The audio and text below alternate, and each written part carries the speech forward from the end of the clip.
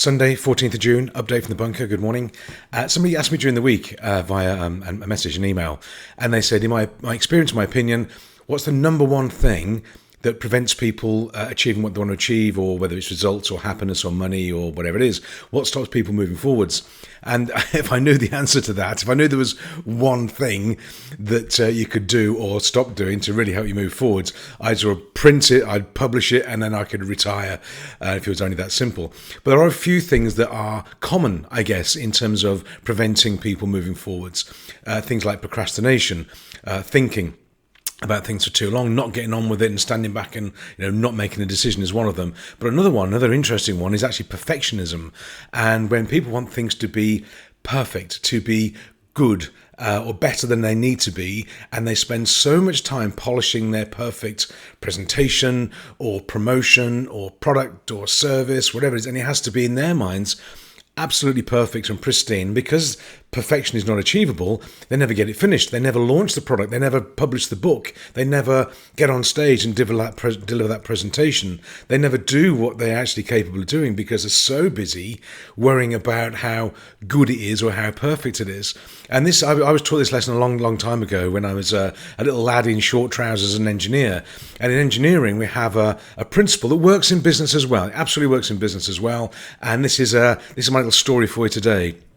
In engineering, there's a whole array of science and measurements around something called limits and fits and manufacturing tolerances. And what it means is that if you manufacture a thing, a widget, a bolt, a nut, whatever it's going to be, it's never perfect. No two bolts are exactly the same. Not exactly. They're going to be a few microns different, or a couple of thousandths of an inch longer, shorter, rounder, or the surface finish will be different slightly. And engineers go, well, that's okay, providing it's between limits and it's fit for purpose. This is the whole thing that people forget.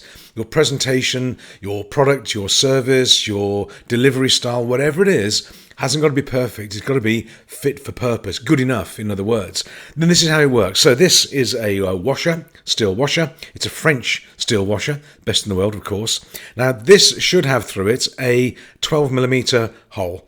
So through that hole, guaranteed, will go a 10mm bolt. When you put it all together, you put your bolt through it, you put your nut on it, and this. Now, when you're making these things, do they have to measure the size of that hole of every washer as it comes off the machine? There's somebody there with a ruler or a vernier caliper measuring every one.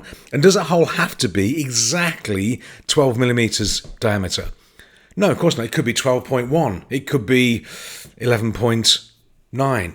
It doesn't really matter. And what the engineers have said is, look, that washer is not exactly a high precision product.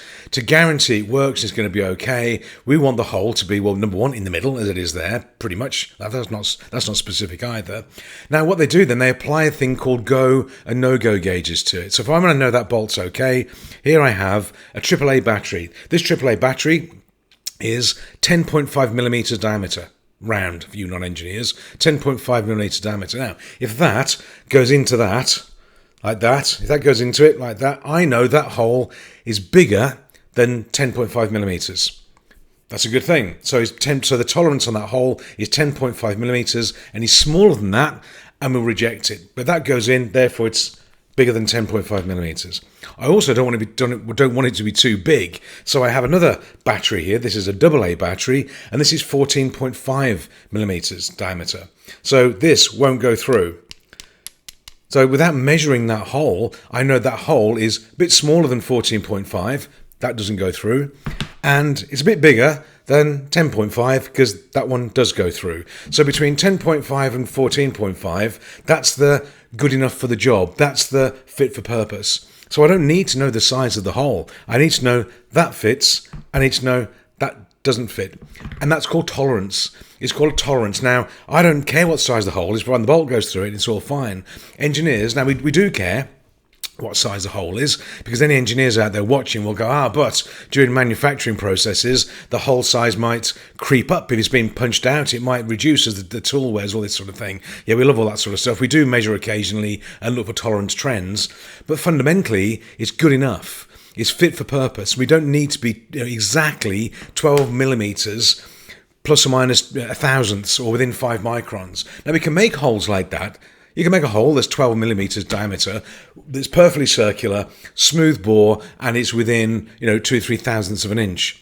How much does it cost to produce a hole of that degree of accuracy and surface finish compared to that?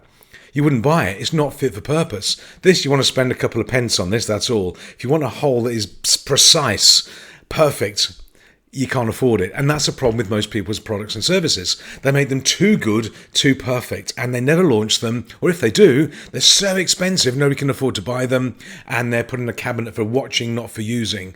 So be really careful of perfectionism. You've only got to be good enough. You've got to be fit for purpose. And engineers do it all the time. Anything you buy, anything that's manufactured is only fit for purpose. I guarantee it. Anything that's got a manufacturing tolerance, no two cars are the same, no two bolts, they're all got a tolerance around them. That's how it works. They've got to be good enough. So decide in your product, your service, not perfection, what's fit for purpose, what's good enough, what does it need to be like, so you can launch it onto the market, and so you can make some money out of it as well, and you can replicate it. So just consider that. Watch out for perfectionism. It's really debilitating. It's one of those contributory factors towards non-achievement, not because you're not bright and intelligent and able to do it, because nobody ever sees your product in your program because it's never up to standards.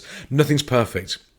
The most perfect things in the world, in my experience, actually aren't manufactured things. They're natural things. Look at a tree. Look at plants. They are absolutely perfect, and they're all over the place. No two trees are the same. They're all wiggly wobbly and everything like that, and we had to couple of dead ones down in the garden. But they're beautiful, beautiful things. They are perfect. They're fit for purpose, but they're all different. And therefore, we've got to use the same analogy for what we do. Be different, be unique, roll with it, use your intuition, use your knowledge. Just create something amazing and then let it go. Don't be perfection about it. So, there we go. My little tip for the day on Sunday. Have a fabulous day. I'll catch you tomorrow on Monday. In the meantime, stay safe, stay away from people, and I'll speak to you real soon. Have a great day. Bye for now.